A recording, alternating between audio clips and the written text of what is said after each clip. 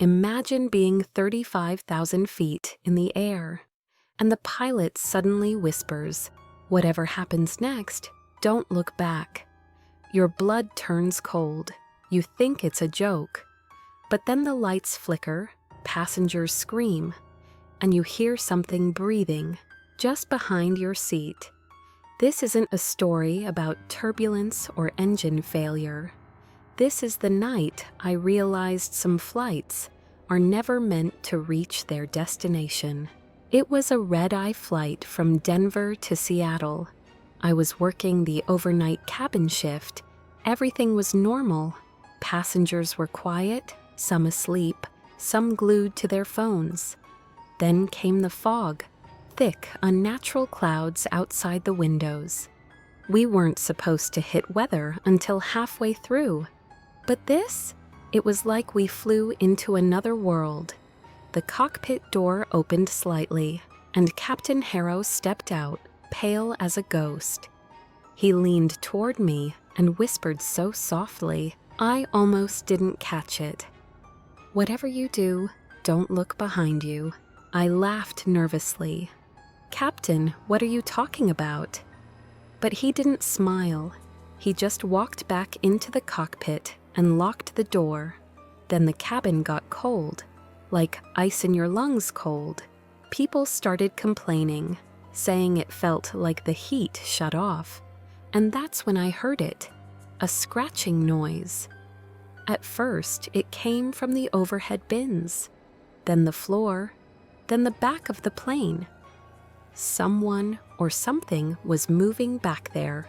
I turned to look down the aisle, but the lights in the back of the cabin were out, like a shadow swallowed them whole. I walked halfway down with a flashlight, telling myself it was just a system glitch. But my light started flickering too.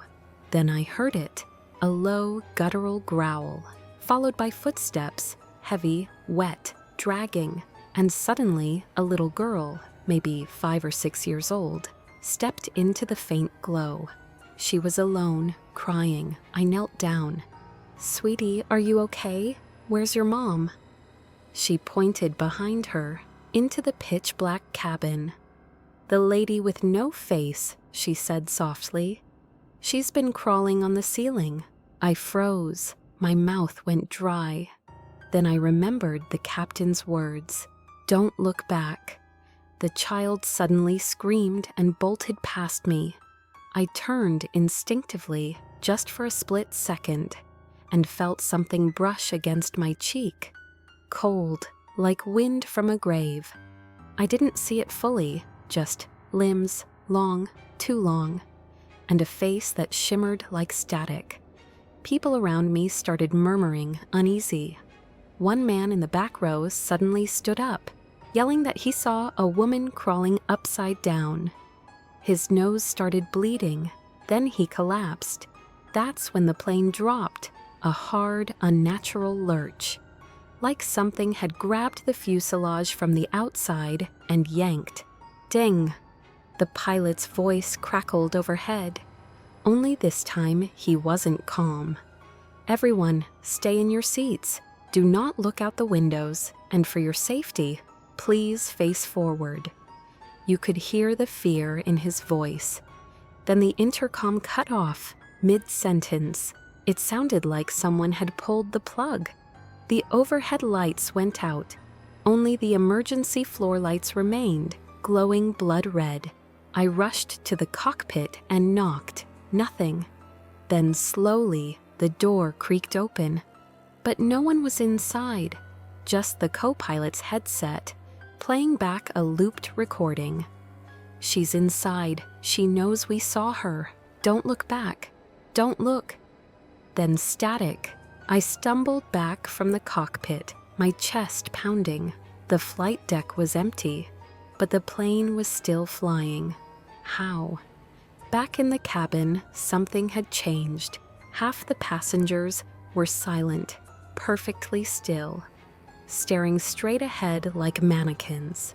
Their eyes were wide open, but their chests weren't moving. No blinking, no breathing. And then one woman slowly tilted her head toward me like a doll. Her lips moved without sound, but I could read what she was mouthing.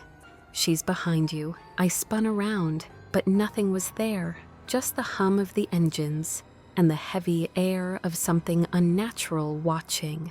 That's when the overhead bins began slamming open, one by one, violently, repeatedly. Bang, bang, bang. And from the back, a scream. I rushed to help, pushing past frozen passengers. But as I moved down the aisle, the air grew colder. I could see my breath. Then the lights flickered again, and I caught a glimpse of something crawling along the ceiling. Backwards, its arms were bending the wrong way, its head twisted around. I heard whispers. They weren't coming from a person, they were everywhere. In the vents, the speakers, the walls, chanting something low and ancient.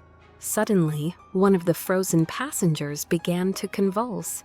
His mouth opened wide, far too wide, and he let out a screech that rattled the cabin walls.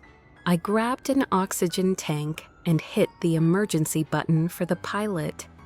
But we had no pilot. We were flying blind. The plane dipped again, sharp and fast. Bags flew. People screamed. Lights burst overhead. Then, silence. Everyone turned toward me, even the motionless ones. Their eyes were all pitch black now. I backed away slowly until the captain appeared out of nowhere, grabbing my wrist. He leaned in and whispered, "She feeds on fear. If you scream, she sees you." I whispered back, "What is she?" He didn't answer. He just looked up and pointed at the air vent above us. I looked, and there she was, clinging to the vent like a spider, pale, eyeless, grinning. "We have to land," I whispered. "Now." But the captain shook his head. "She won't let us, not unless she takes someone." "What do you mean?" He looked me dead in the eyes. "She needs a soul." Suddenly, the little girl from earlier appeared again. She reached out to me. "She likes you," she said. "She says you see her." Tears welled in my eyes. I didn't know what to do. We were 30,000 feet in the air, and I was being asked to sacrifice someone. Then the lights flashed one last time. The intercom came on again. This time it wasn't the captain. It was her voice. A low, raspy hiss. "Don't look back unless you're ready to stay." We were descending, fast. The pressure in the cabin shifted, lights dimmed, and then everything went black. I woke up strapped to a seat. The plane was on the ground.